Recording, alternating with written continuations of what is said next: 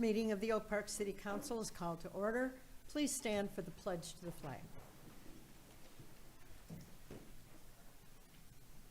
Pledge allegiance to the flag of the United States of America and to the republic for which it stands, one nation, under God, indivisible, with liberty and justice for all.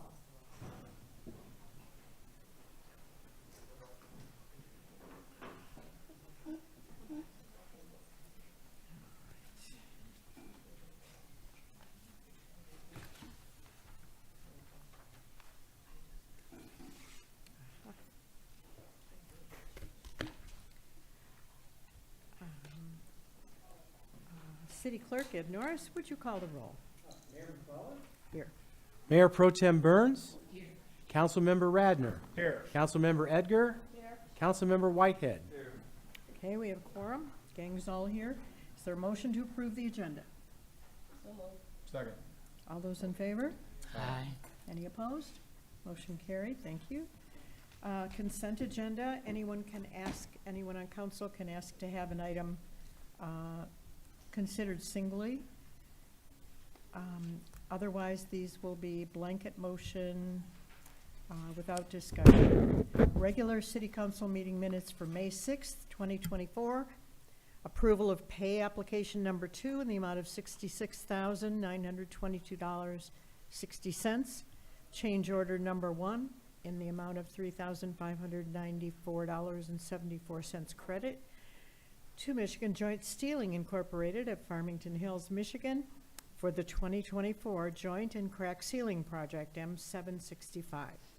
C, Beautification Advisory Commission meeting minutes for February 20th. D, request to approve payment application number 6 for the 2023 Block Pruning Project M748 to Urban Tree Trimming of Detroit, Michigan in the amount of $28,815. E, payment application, approval of pay application number 2 for the 2024 Catch Basin Line Replacement Project M761 to JB Contractors of Detroit, Michigan in the amount of $96,157.83. F, approval of pay application number 5 for the 2023-24 Miscellaneous Concrete Project M754 to Mattioli Cement Company of Fenton, Michigan in the amount of $189,574.25. G, appointment of representative and alternative to the SACRA Board. H, request to approve payment application number 1 for the 2024 lawn maintenance contract to Capital Landscapes of Oak Park, Michigan in the amount of $11,825. I, request to approve payment application number 1 for the 8-mile booster station rehabilitation project M732 to CSM Mechanical of Milford, Michigan in the amount of $82,170.90. And finally, J, new and renewal licenses submitted for May 20th, 2024. Is there a motion to approve the consent agenda? Second. Thank you. All those in favor, please say aye. Aye. Any opposed? Motion carried. We don't have elected officials that want to talk at this time, correct? 7, special recognition and presentations.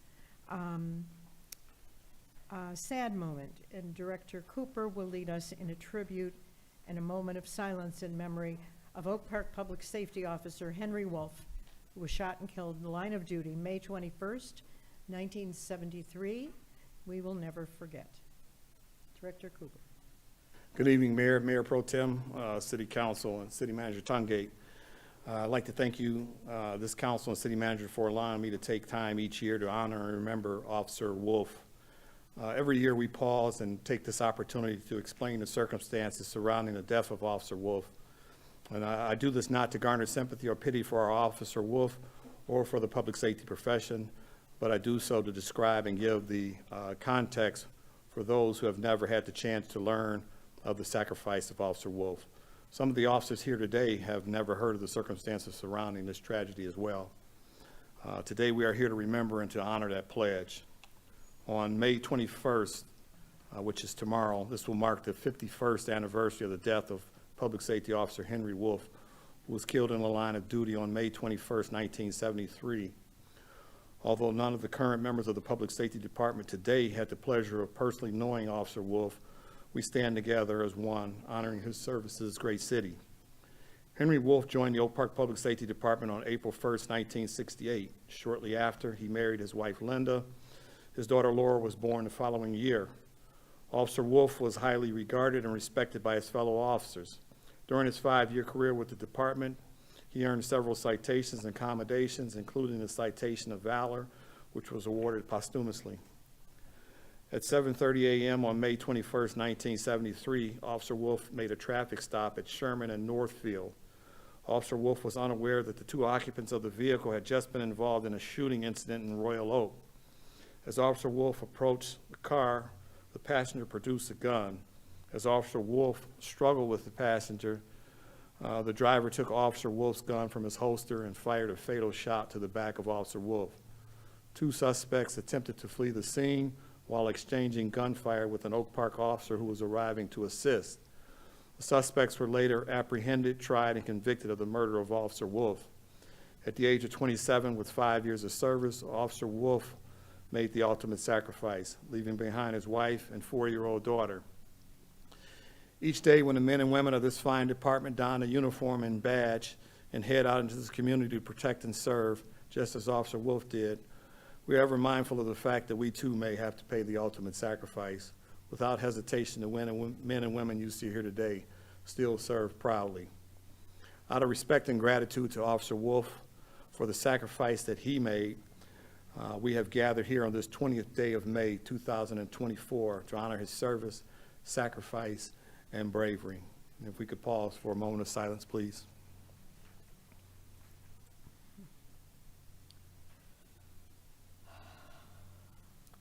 Thank you. Thank you so much. And thanks to all the officers in the back for what you do for our city.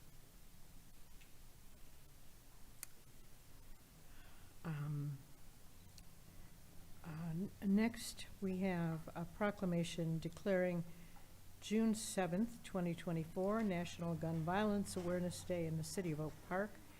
And I think Jeb Bettis would like to speak after the proclamation, correct?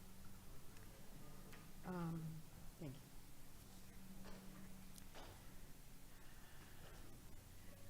This proclamation declares the first Friday in June to be National Gun Violence Awareness Day in the City of Oak Park, to honor and remember all victims and survivors of gun violence, and to declare that we as a country must do more to reduce gun violence. Whereas every day more than 120 Americans are killed by gun violence, along with 200 shot and wounded. On an average, there are 18,000 gun homicides every year. And whereas Americans are 26 more times likely to die by gun homicide than people in other high-income countries, and whereas Michigan has 1,382 gun deaths every year, with a rate of 13.7 deaths per 100,000 people, a crisis that costs the state $16.8 billion each year, of which $385 million is paid by taxpayers. Michigan has the 34th highest rate of gun deaths in the United States. And whereas gun homicides and assaults are concentrated in cities, with more than half of all firearm gun deaths in the nation occurring in 127 cities, and whereas cities across the nation, including Oak Park, are working to end the senseless violence with evidence-based solutions, and whereas protecting public safety in the communities they serve is mayors' highest responsibility, and whereas support for the Second Amendment rights of law-abiding citizen goes hand in hand with keeping guns away from people with dangerous histories, and whereas mayors and law enforcement officers know their communities best, are the most familiar with local criminal activity and how to address it, and are best positioned to understand how to keep citizens safe, and whereas gun violence prevention is more important than ever, as we see an increase in firearm homicides and non-fatal shootings, increased call to domestic violence hotlines, an increase in city gun violence, and whereas in January 2013, Hadia Pendleton was tragically shot and killed at age 15 on June 3rd, 2022, to recognize the 26th birthday of Hadia Pendleton, born June 2nd, 1997. People across the United States will recognize National Gun Violence Awareness Day and wear orange as a tribute to Hadia Pendleton and other victims of gun violence and the loved ones of those victims. And whereas the idea was inspired by a group of Hadia's friends who asked their classmates to commemorate her life by wearing orange, to announce themselves to other hunters when out in the woods, and orange is a color symbolizing the value of human life. And whereas anyone can join this campaign by pledging to wear orange on June 7th, the first Friday in June, to help raise awareness about gun violence. And whereas by wearing orange on June 7th, Americans will raise awareness about gun violence and honor the lives of victims and survivors. And whereas we renew our commitment to reduce gun violence and pledge to do all we can to keep firearms out of the hands of people who should not have access to them, and encourage responsible gun ownership to help keep our families and communities safe. Now, therefore, be it resolved that the City Council of the City of Oak Park, Michigan proclaims June 7th, 2024 to be National Gun Violence Awareness Day, and encourages all citizens to support their community's effort to prevent this tragic loss of life. And this is authorized by our city clerk. And Jeb Bettis from Moms Demand Action would like to step up to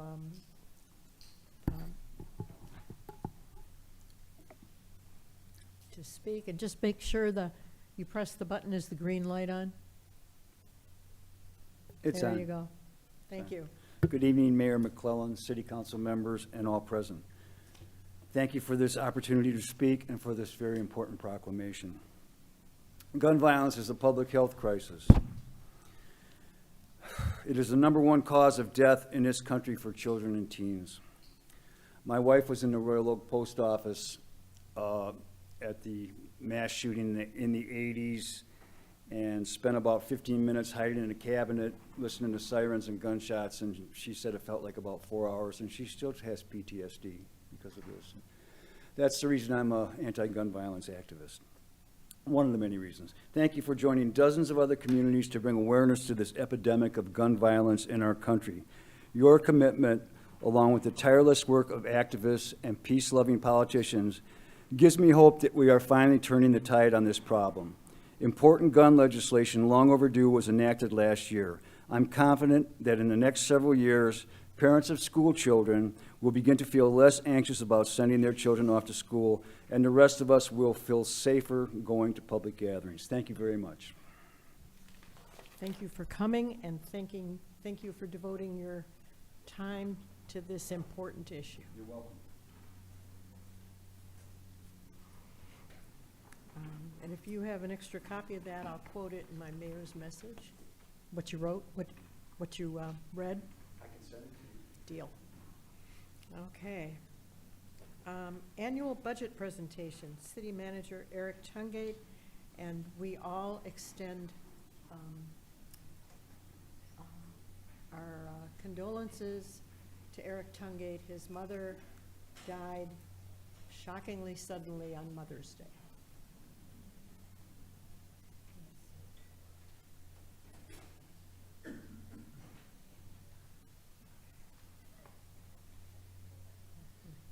Thank you. Hi, good evening. Okay.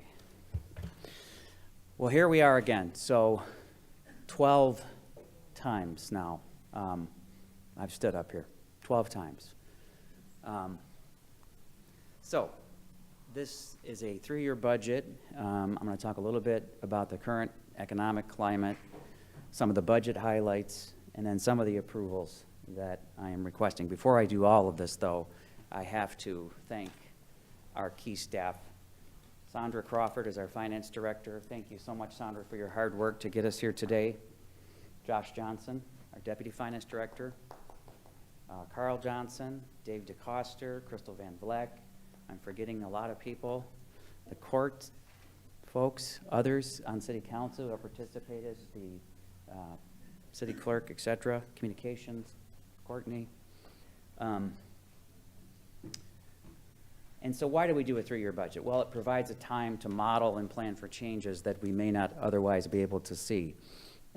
It also, of course, includes the budget for fiscal year 24-25, as well as the 2 out years. So I wanted to point this graph out. And so I have, as part of my presentation tonight, I have a couple of, I think, are pretty surprising facts about Oak Park. And what I want you to look at is, and I know it's kind of, there's a TV down here, but I'm noticing it's not even easier to see on there, but on the far right, the last green bar there says 9.66%. So for the second straight year, Oak Park is the #1 community in Oakland County for our taxable value increase percentage. And so what does that tell you? It says that our city is really making some strides. So I'm very, very proud of that, and you'll see more on that in just a moment. This, I think, is maybe the most shocking of all the statistics that we arrived at in this year's budget, and that is that in 2008, so before the Great Recession, the city's taxable value was somewhere around $728 million. At our lowest point, so this was now the second year that I was here, we were at $432 million, which means that we lost around $300 million of taxable value in the crash. I am happy to report that we are now, 15 years later, but we are almost back to where we started. Our taxable value is projected to be $711 million in the 2024 budget. So yay, we're back to the starting line here, folks. It took us that long. And that's after we lost over 46% of our total taxable value. Don't get too excited. I know that's really, I think this slide is interesting too. I wanted to share this. So, obviously we've had some elections, and those elections have included huge recreation tax millages. What's interesting about this slide on the far right there, the 33.35 mils, is not a total of those taxes that were approved, and that's because the Headley rollbacks affected our overall tax rate. So what you're going to see in the 33.352 mils that we're going to be charging this year is the 2.43 mils for the recreation operating. You will not yet see the community center bond issue because obviously we haven't issued that debt yet. So we're in the process of doing that. So not nearly as much as you may have thought. That's the good news. The bad news is, yes, our taxes are going up on a millage rate perspective. Taxable value increases and revenues increased 6% in this year's budget. You may be wondering why we exceeded the state's mandated 5% per Proposal A, and that's because Oak Park has so many new residents moving in, new development. So we were capped at 5%, but our overall increased because we had new developments and new people moving in. Revenues are projected to be lower than the previous year, and that's due almost entirely to the fact that we are no longer counting on the federal ARPA money that we received. And remember, our community received 2.5 million in total, and we have a huge surprise for you on June 6th. I've been out of the office for a week, so bear with me. We have a huge announcement we'll be making at the State of the City address on June 6th, and you'll get to see directly where those funds, most of those funds for us went. I don't want to spoil it right now. And then obviously on the expenditure side of the equation, the coinciding expenses associated with that are there. I'm not going to go through this in great detail. We are not recommending a fee increase for solid waste. This is now our 6th straight year of doing so. There is, however, a 6% combined water and sewer rate increase which is actually what we expected based on our water rate model that we did way back in 2014. And this is, we have increases being passed on to us by the Great Lakes Water Authority, et cetera.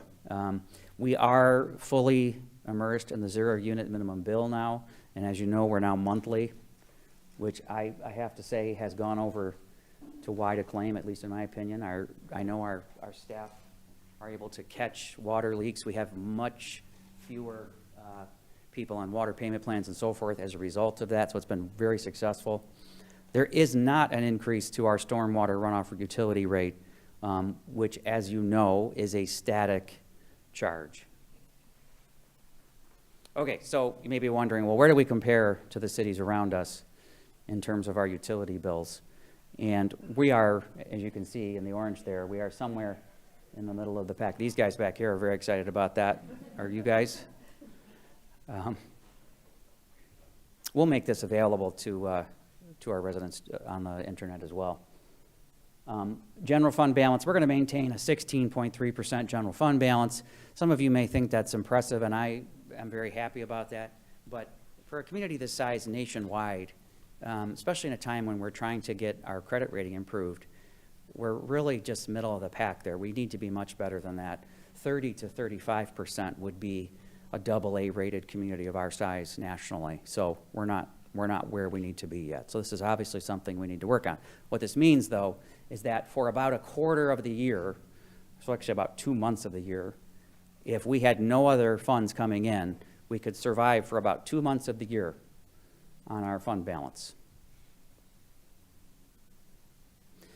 And I wanted to make sure, yeah. Does our credit rating affect ultimately the terms of the recreation? Absolutely. Yep. Okay, can you just explain that a little bit? Yeah, please? so our credit rating right now is A+ stable. And, Sandra and the team and myself have spent many years arguing with our rating agencies over this.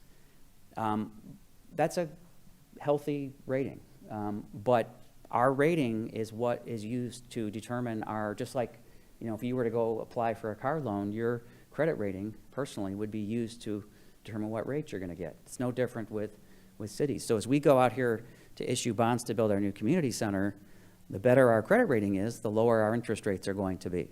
So obviously, we're going to have the credit rating agencies on tour in our city, and we'll have to have everyone make sure their yards look perfect and everything looks great. I say this all the time, but I do think, I just read in the newspaper the other day, Detroit's population is increasing for the first time, and I think Detroit led the state in population increase for the first time in 60-some years. That will all reflect very positively on us. Detroit's rating is what drives our rating for the most part. We're seen as a sub-market in this bigger market. So what I'd like to do, I think realistically, is get us to a AA-. And I think AA-, Sandra, I think we're looking at about a 0.5% better. 0.5% on 40 million is a lot. So we're going to fight everything we can do. Where's the A+ rating at? So we're still single rated. We're not AA. We're not AAA. Obviously, the county's AAA. And so, as you may recall, back after the 2008 crash, the city used the AAA bond rating of Oakland County to finance $2.1 million in debt to do some improvements to the library. And so the rate that we got for that debt was just way, way better than what we would get with a A+ stable rating. So, and again, I'm going to go into it looking at it very realistically. We're not going to be AAA. It's not going to happen, as much as I want us to. But I do think we could get to AA-. And again, that's the difference between about a 0.5% in debt financing costs. And the cost, why that is so important for our residents is because this is a directly debt-served millage from our residents. So if we have a lower rate, it requires less debt service on the books for our residents. So it's in their best interest. So this is exactly the same reason why we've been refinancing our debt at the 10-year mark, which we still take the penalty, and even when we roll the penalty, we amortize the penalty back into the refinancing, but because our rating is now better, we're getting a lower rate. and our residents have to pay less on that debt. A lot of communities don't do that, and I think that's a huge mistake. So, we do. So, last thing on this, no matter what happens, and no matter what whether it's A+ or AA-, at the 10-year mark, even though I may not be here, that, obviously we'll look at refinancing the debt and trying to get a lower rate for our taxpayers, so. Retiring. I've had it. I just wanted to showcase some of the retirement system funding. So these numbers aren't where we want them to be, but I do think it's important. And a slide coming up here, I think this will be in context, but it's important to recognize how far we've come. It's easy to assume that because we're not 100% or more funded and that we're not in a good place. But the reality is we have a 17-year, I believe. Our retirement systems are both on a 17-year amortization schedule right now, which I know I'm talking a lot of finance terms that people may not understand, but I can tell you that in 2012, we didn't have an amortization schedule. We just kept kicking the can down the road. We couldn't have amortized our long-term liabilities over 30 years at that time. We just couldn't make the active payments. We are on a 17-year schedule right now to fully fund our liabilities, which is the sign of a very strong budget. This was a quote out of my 2012-2013 transmittal letter, and I just want all of you to remember, Mayor, you were the only one at that time in office. I just want you all to remember when I stood up in front of City Council back in that budget year, this was what we were facing, $3.3 million in shortfalls. That was not a good year, right? That was not a good time. We've come a long way, baby. Right. So we went from that to sitting here talking about a AA- rating. So, and leading the county in taxable value increases year over year now. So we've come a long way. Another demonstration of that, which I'm not very pleased with one of these, which is the interest income. If you look in 2012, 2013, in that fiscal year, on our taxpayers' money, which I won't go into great detail, but we roll over our taxpayers' money that we have cash on hand, and we try to invest money into a sweep account. And that's so we can maximize our taxpayers' money. So there's an interest revenue line item. So we expected in 2012, 2013, things were so bad, and we had such little cash to roll over, about $3,000 in investment returns in that budget, versus what I'm recommending tonight, around $331,000 in investment returns. Wow.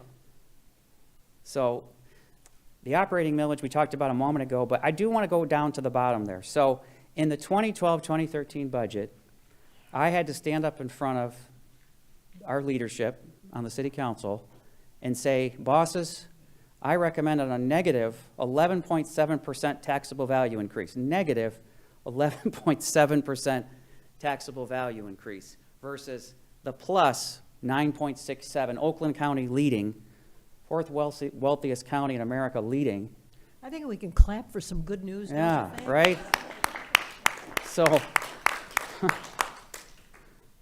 it's hard to balance a budget when your revenue, your main source of revenue, somewhere around 60-some% of our revenue is determined by taxable value, and it's going down by nearly 12%. That's a hard year.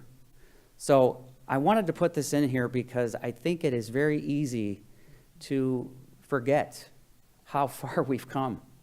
It's a tremendous story, and it's still developing, obviously.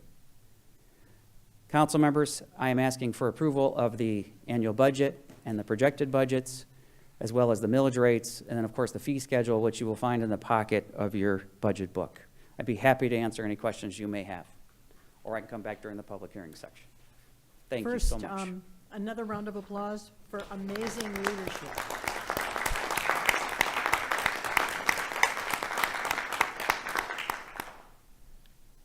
Leadership makes a difference. Are there questions from city council members about the budget? Excellent. So, hearing none, I will gavel the public Mayor. hearing open. Can I say one more thing? Yes. I neglected to put this in the presentation. In 2012, 2013, we had 360 foreclosures in the city of Oak Park. 50, 360 360? foreclosures. In what year? How many foreclosures did we have this year, Sandra? Off the top of your head? I think it was 10. And what was the year of that first one? 2012, 2013, we had 2012. 360 foreclosures versus 10. And I'm not even sure it's actually going to be 10 when it's all shakes out, so. Yeah, Eric, I have a question, Madam Mayor, if that's okay. Councilmember Solomon Redden. One of the sticking points in the budget was the missing $700,000 for the courts. But where are we on that? So we've budgeted for, we have a legal responsibility to budget for the shortfall, and it's in there. We're showing it as a transfer in from the general fund, as we have done in previous years. As far as where we're going to go with that, I think that has yet to be decided. But there's potential reform. I know we have our judges and our court administrator here. Maybe they can answer that in a moment. But I do know that legislation was just suspended for another year, I think it was. 2 years, 3 years? No, it wasn't suspended, it just passed, Passed, and yeah. we're now in the beginning phases of Come up here. study. And I should do that whole process. All rise for the honor of. All rise. We got to get you on the microphone so we. All right, so legislation has recently passed. Basically, we're now in the first phase. The study is being done. So now there's a statewide study. The idea is that eventually the state is going to pick up funding the courts. We've had a lot of discussion about inequity in the system. This year we had laws passing addressing inequity in the system. However, that has come with a price tag for the cities because the cities are required to fund us. So all of this legislation is passing. Good for the people, expensive for the cities. Do you have any specific questions about that? No, I just know that we were trying to figure out a way to deal with it. And I know the legislation passed after we kind of hit the, Discussion. after we were Last week. discussing it. But Last week. right. So I just think chronologically it was afterwards, that's all. So one of the, Judge Horowitz touched on this. One of the things that I would also add is just, I've now reached out to several city managers, including Southfield. Southfield, I think their deficit in their court, they're the funding unit for their court, just like we're the funding unit for our court, even though there's 4 municipalities that share it. But they're losing over $1 million plus in their court. So they're right there too. So we've organized a city manager consortium, and we're going to be very vocal about this legislation, of course, and some of the reforms. Yeah, Just I to just add want to on remind to everyone, we all that- wanted criminal justice reform, and it's happening, but again, it's coming with a price tab. Yes, we did, we wanted that, yes, it's good for the people, yes. Working out great. The mayors have also been talking about the same issue, and Pontiac, Tim Grimal's the mayor, Sterling Heights, Madison Heights, Southfield are among the cities who are in the same boat, spending a lot of money on courts. And all these things take time, but I think there will be a solution in a year or two. Oh, I would project more 20? 4 to 5, being realistic. And, yeah, Implemented, being though. realistic, yeah. Progressively implemented. Moving at the speed of legislation. Well, Exactly. I would just point out that Judge Horowitz and I were in Lansing recently. Judge Horowitz and I were recently in Lansing at a conference, and we had the opportunity to meet with some of our state representatives. And as you know, we have a great state rep, and Regina Weiss is beyond knowledgeable and understanding of the situation and the impact. I think the fact that she served on your city council before she went, and there are people in Lansing, and assuming that the majority stays similar to what it is, I think that there's more likelihood that it will happen sooner than later. The good news is it has been bipartisan. And it has been bipartisan, but it is a phased-in system. So SCAO State Court Administrator's Office is already working on it, and the plan is to move it along and implement pieces of it that piece by piece take the obligation of the city or reduce the obligation of the city. So, Awesome. Heading in the right direction. So I just want to Thank add you. to that too, and I think, obviously that puts an undue burden on us, and it also, commingles two different branches of government. I mean, not to get into a civics lesson here, but the judicial branch of government is being forced to, or vice versa, we're being forced to take on the expenses for that, the extra expenses for that. Now, if we had that extra 700,000, we'd have a larger general fund balance. Yes. And it'd be easier to get a good credit rating and charge our taxpayers less. So that's just the reality of the situation. But I intend on meeting with this group of city managers, and, there'll be some progress, hopefully. So, any other questions? Thank you, excellent job, Thank you. as always.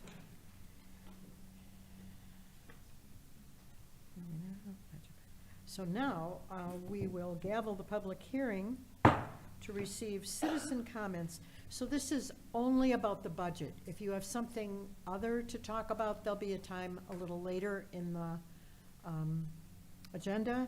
This is just comments about the budget. Anyone here to talk about the budget? Yes.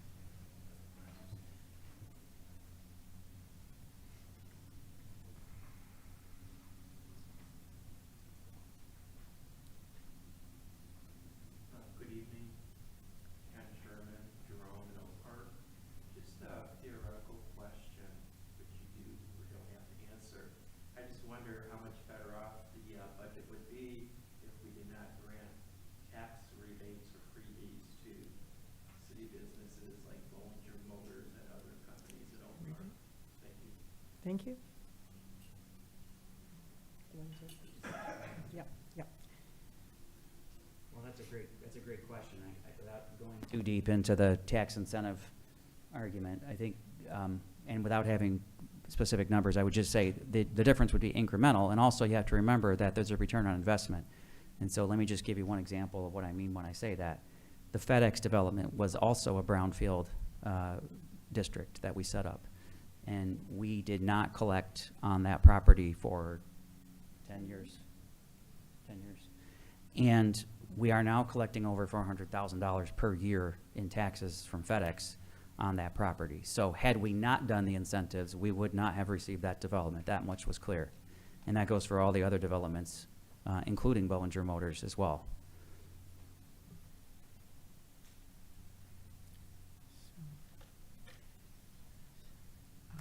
Any other citizen comments?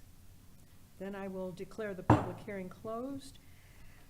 Now from council, we need a resolution adopting the fiscal year 2024-25 budget and millage rates and acknowledging the multi-year budget, including projections for fiscal years 2025, 26, and 26, 27. So moved. Thank you. Do we have a second? Second. Thank you. Discussion or questions? Roll call vote, please. Mayor Pro Tem Burns. Yes. Councilmember Edgar. Yes. Mayor McClellan. Yes. Councilmember Radner. Yes. Councilmember Whitehead. Yes. Unanimous, thank you, that is adopted. G, need a motion to adopt the fiscal year 2024-25 fee schedule, which we make to be even with other neighboring cities. We need a motion to adopt. So, second. Thank you. Any discussion? Madam Mayor, can I just clarify? Oh, a comment, yes. Yeah, City just to manager. clarify, so you're absolutely right, we do use comparative analysis for that, but most importantly, as everyone knows, we are a government entity. We cannot make a profit, so we charge, in some cases, to offset our fees, our cost. So those changes, and actually all of the fees you see in there are reflective of that.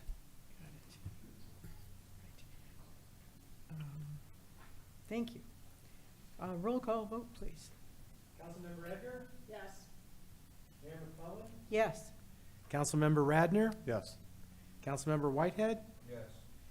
Mayor Pro Tem Burns. Yes. Motion carried, thank you. 9A, accounting reports.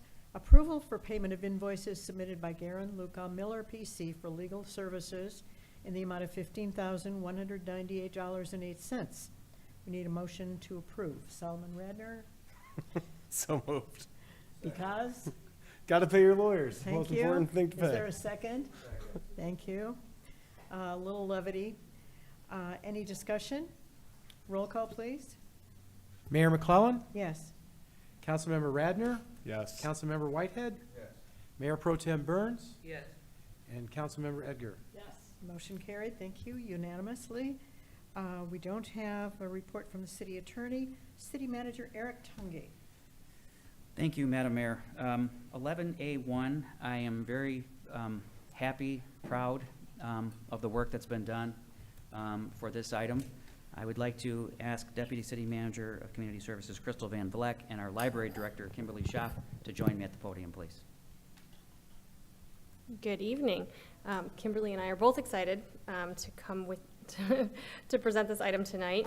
As you probably remember, at the February 5th special meeting, City Council created the Library Public Art Ad Hoc Committee with the purpose of reviewing and making a recommendation to City Council regarding the public art proposals the city received for the Library Public Art Mural.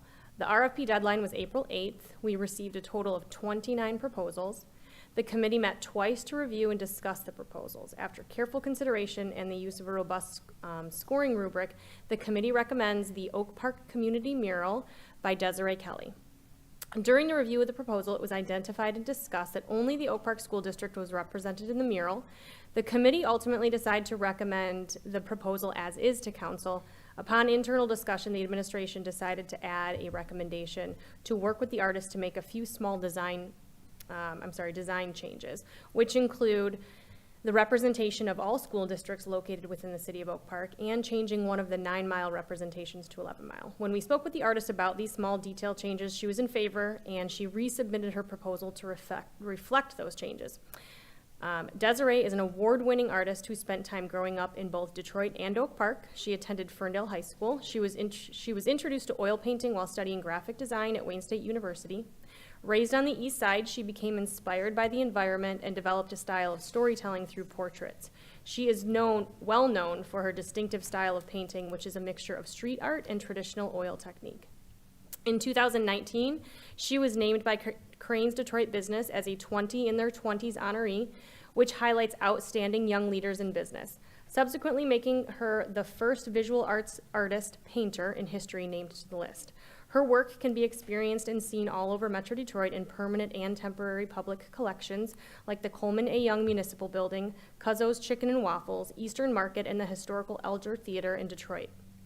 She has been commissioned by a number of private collections and public corporations, which include the Ellen DeGeneres Show, Pandora Jewelry, Detroit Pistons, Meijer, Converse, Jack Daniels, Kroger Stores, the City of Royal Oak, Beaumont Health, Carhartt, Foot Locker, Puma, and more. For more information on Desiree, you can visit her website. I'll read it here just in case anybody wants to, but it's www.DesireeKelly, that's DESIREE, Kelly, KELLY, art.com. Is that right? Okay. We will also need a budget amendment in this year's budget in the amount of $12,000 for the mural. And it is recommended by the administration that City Council approve the amended proposal, Proposal 2, which we'll pull up in a minute for you, submitted by artist Desiree Kelly, and to authorize a budget amendment from the general fund in the amount of $12,000 to pay for the mural. We also have the artist here tonight, so we wanted to introduce her to everyone. Come on up.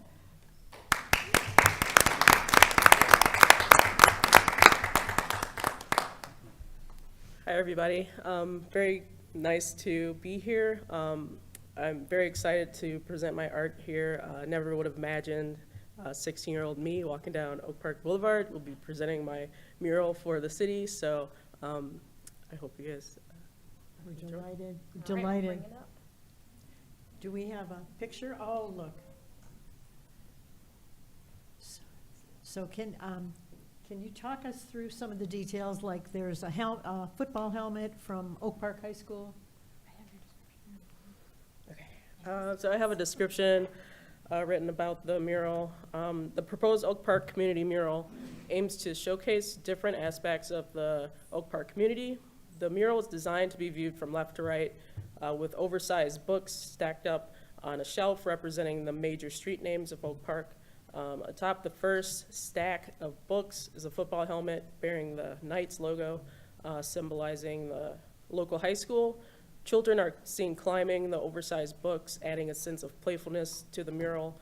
Towards the center of the mural, the artwork transitions to a more abstract style, featuring the train from Shepherd Park, musical notes, and a bluebird. The train is depicted as if it's bursting from life with energy, and the musical notes and the bluebird also adding a very vibrant feel to the work. Then it transitions to a more abstract style represented by the sunflower and the burst of color. The mural then features a bicyclist riding down the bike path, which includes oversized flower sculptures. It runs along 9 Mile, and the mural gradually fades into the acorn and the Oak Park leaves, representing the Oak Park identity. Overall, the mural is an excellent representation of the community, showcasing the family-friendly atmosphere and recreational landmarks, and the pride of the city. So I wanted to incorporate a lot of color into the work and also add some of the history into what Oak Park is transitioning into now. Definitely a lot within the past 10 years of going to Ferndale High School. I remember some things, but a lot of stuff has changed. I know CASA isn't there anymore, so that was a big surprise, driving through the city, but I hope this reflects a lot. Fabulous. I wondered how you were going to get around the 4 windows and the door, but they turned out great. So applause for our artists.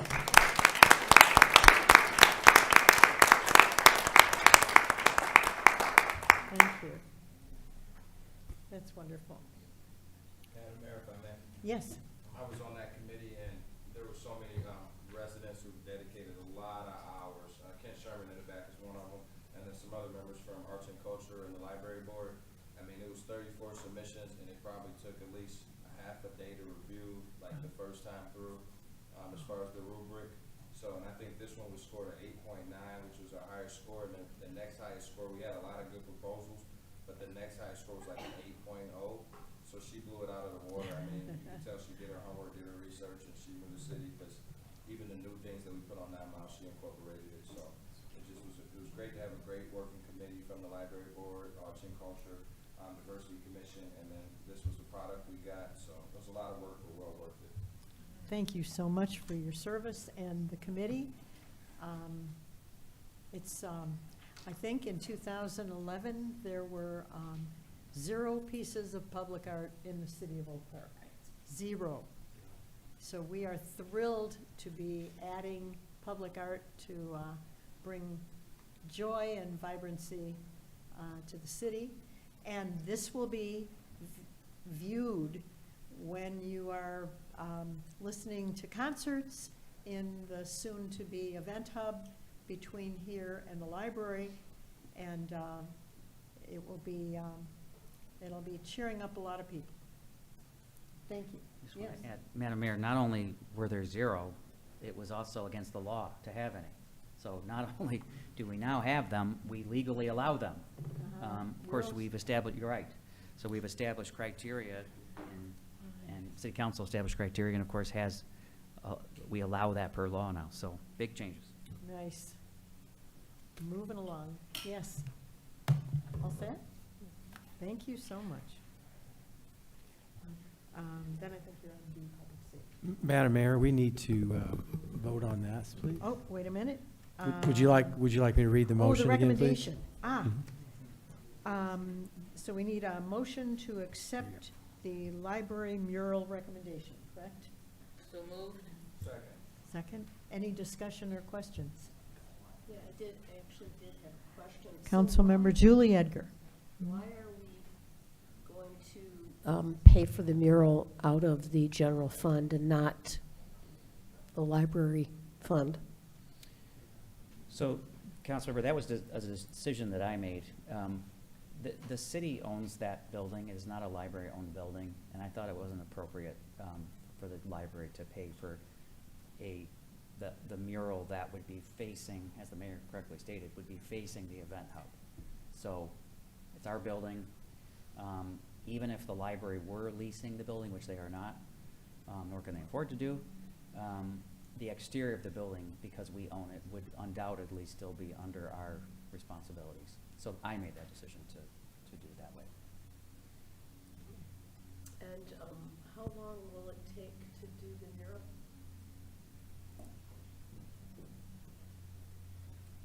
Well, in the RFP, we are giving until September. We were just talking, actually, the next steps for us is we just need to finalize a contract with the artist.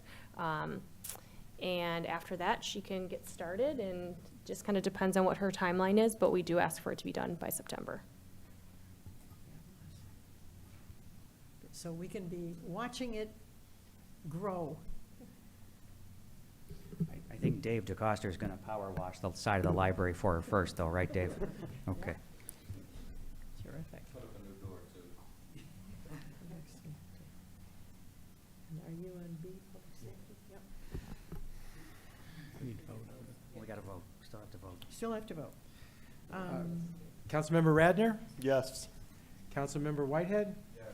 Mayor Pro Tem Burns, Yes. Councilmember Edgar, Yes. Mayor McClellan. Yes.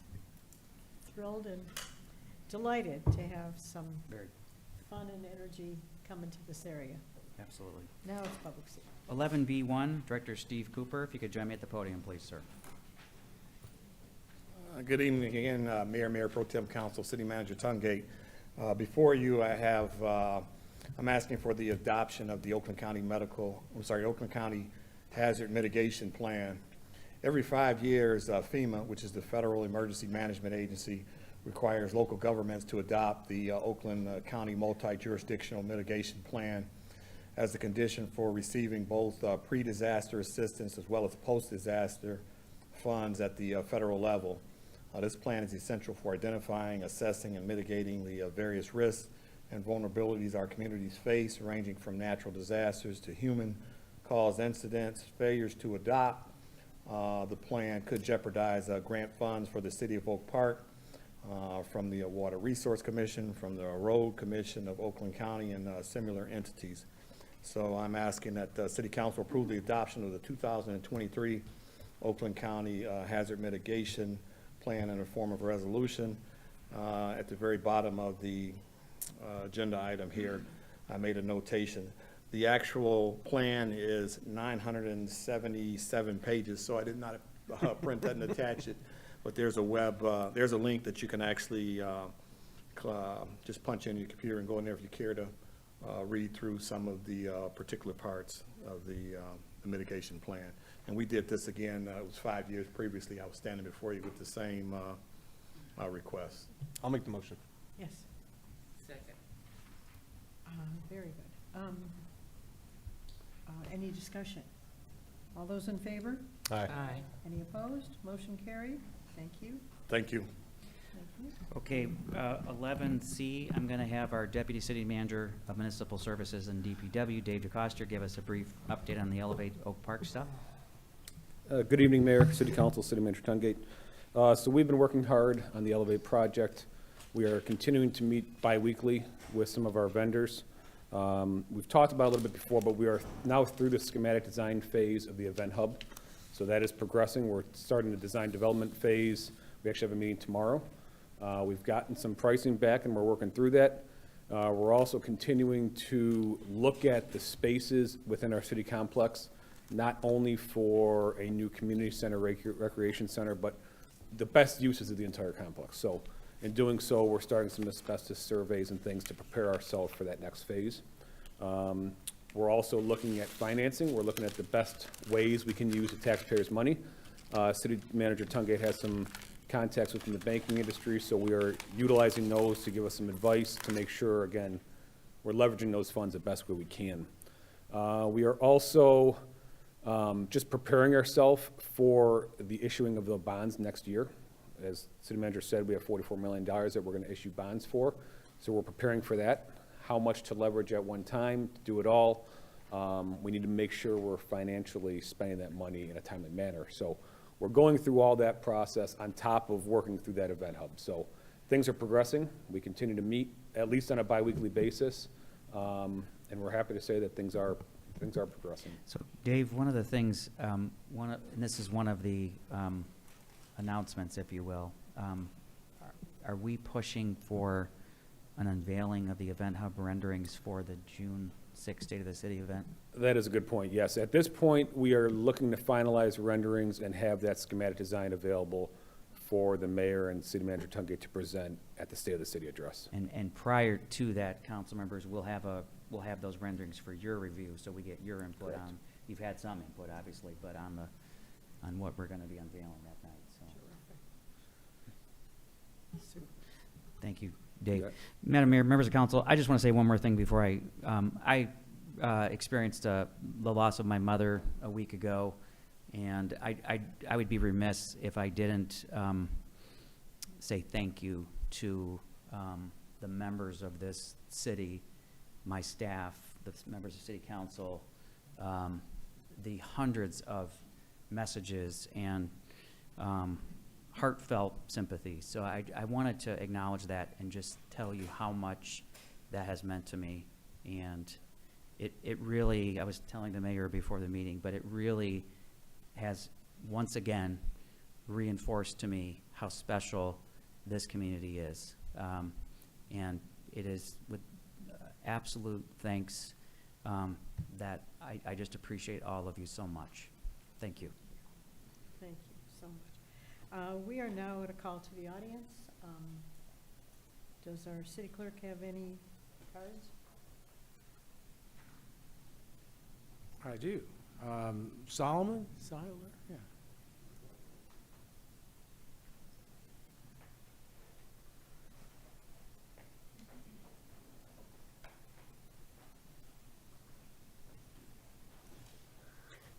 Good evening, Mayor, Council. I've been living in Oak Park for 53 years. I lived on 9 and Marlow for 10, and now I'm north of Lincoln. And I guess recently they are supposedly going to be fixing our sidewalks because of either tilted or damaged and stuff like that.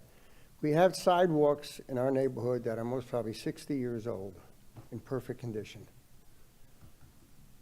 The new sidewalks or the streets that have been poured in the last couple of years are all cracking for many different reasons.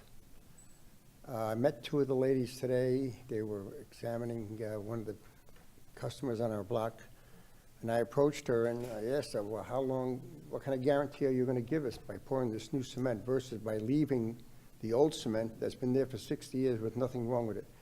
It might be on a drop of an angle, but the problem is, I mean, what I've noticed, which I haven't seen in 40 years, is the two ladies that did come out, they came with a 4-foot leverage to make sure it was at a certain angle, these squares. They're not going to last. The new cement's not going to last. It'll take, I mean, we had the streets poured, I think, 4 years ago. 2 years after they were poured, they were cracking already. There's still much work to be done on Stratford Place between Lincoln and Loretta, and the streets are terrible, but they're catering to the sidewalks more than they are catering to the streets. Streets have been patched with tar. I've been in the building business for 50 years. It's almost like putting on a Band-Aid underwater. It's not going to work. And it's a repair that they do every year. The neighborhood's kind of shook up because a lot of people just, the average person that's paying it right now there is most probably about $700 to get their squares done, whether it's two or three squares. How long it's going to last, we don't have any guarantees. So the neighborhood is concerned, and we haven't gotten really an answer about it. Besides that, the streets that they did pour, we have flooding every time it rains, constantly flooding. And it's gotten to the flooding point is that some of the neighbors bring out canoes and they're right up and down the streets. I mean, that's how deep the water is. And this has been going on for years. On Lincoln and Marlow Place, they had put up a school crossing that I think came about 4 years too late. That floods every time it rains. It's always flooded. We have to cross the street, but it's flooded. That's one of the problems that our neighborhood has. Also, we've had new lighting put in throughout the neighborhood, but the lighting that they put on, and I was told by one of the members that the lighting gets checked at 2 o'clock in the morning, at least once a month. If you drive down Stratford Place on any given night and you go east on Loretta, it's pitch black. When you turn a corner and you can't see who's going in and out, especially in our neighborhood, which we do a lot of walking, especially on the weekends where we don't drive, it's a dangerous corner. We have throughout our whole neighborhood. That's standard. I've already spoke to people in the building department regarding this, and she gave me a quote that we go out 2 o'clock once a month at 2 o'clock in the morning, and we check all our lights. I'll believe that. I don't know when. And I think that's it for now. But I'm really pushing for the lighting, because even though you put in LED lights, it's not working. It's not working. Because they're square lights, and they only add to one side of the street. They don't add to the curve when they come around the corner. And it's dangerous. And I'm sure the city doesn't want to wait until somebody gets hurt. Thank you. Thank you very much.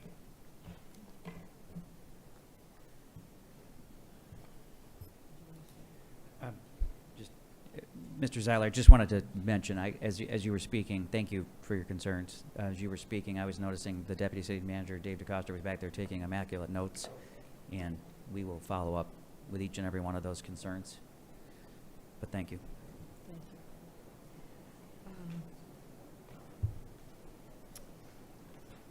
Let's see. Benny, I think, is there anyone else who would like to speak? Residents? Okay. Then that comes to call to City Council. And I have some pictures. We've been busy the last few days.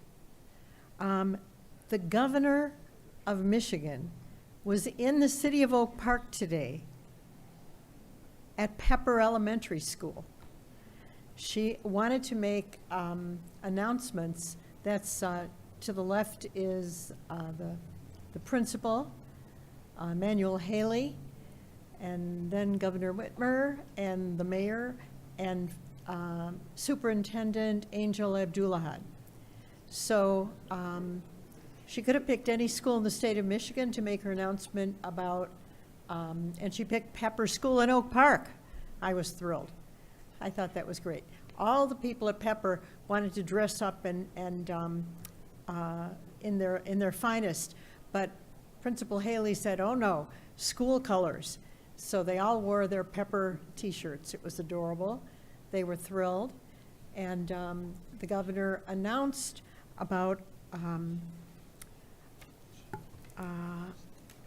PSLF. It's a new program. It cancels student debt after you make 120 months of payments, like 10 years, and while you're holding a public service profession. So that means if you know a teacher, a veteran, a first responder, librarian, public health worker, social worker, federal, state, and government employees, they would be eligible for this debt cancellation. So normally you wind up paying the principal and paying a decent amount of interest and then continue to pay interest and for decades. So this is a wonderful opportunity. Please pass it on to friends and neighbors. Let's see. Do we have any more pictures? Was there registering seniors? Did we get the seniors' pictures up there? Maybe not. So we went over to Oak Park High School, and we registered. We had there's a wonderful principal over there, and she got an assembly with all the seniors, and we talked about how important your voting is, and we got them registered to vote. So we're going to do the same in October, first week in October for the new seniors. And voting is a privilege. People died for the privilege to vote. And we want everyone voting who can vote. So that was the registration.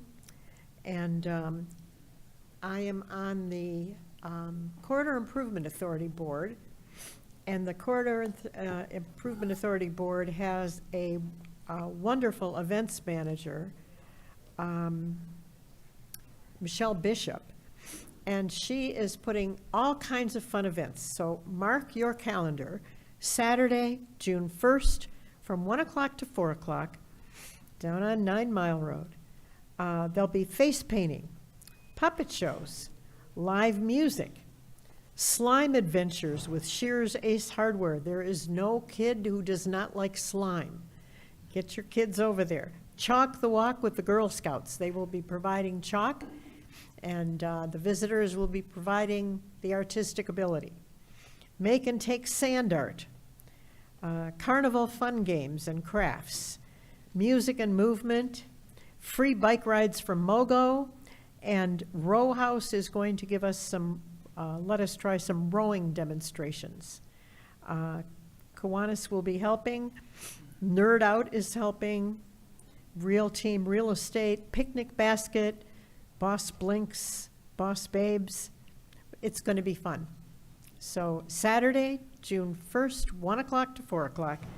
Be there, be square. Councilmember Radner. Thank you, Madam Mayor. I just wanted to quickly thank Eric and everybody else, the entire staff, the 45th District Court, for all of your work making this budget work for everyone.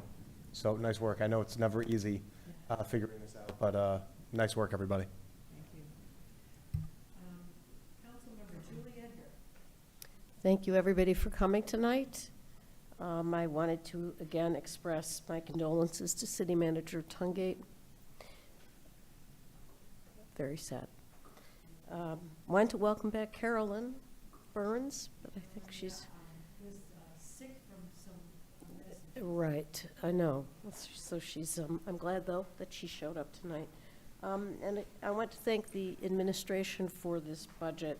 It's, you know, Oak Park, we're just lucky right now. We're very fortunate that we have a rising, you know, we have rising property tax revenues. We've got businesses wanting to locate here and residents, new residents, and we've got a turnover in our properties. It's all good news. It's not a perfect budget, but I think that it's getting there, and we have a healthy fund balance, and I think we have the right priorities. So, and thank you to the residents who spoke up, including Mr. Zeiler, who is a neighbor of mine, and I agree with you on all points. So, thank you. Good night.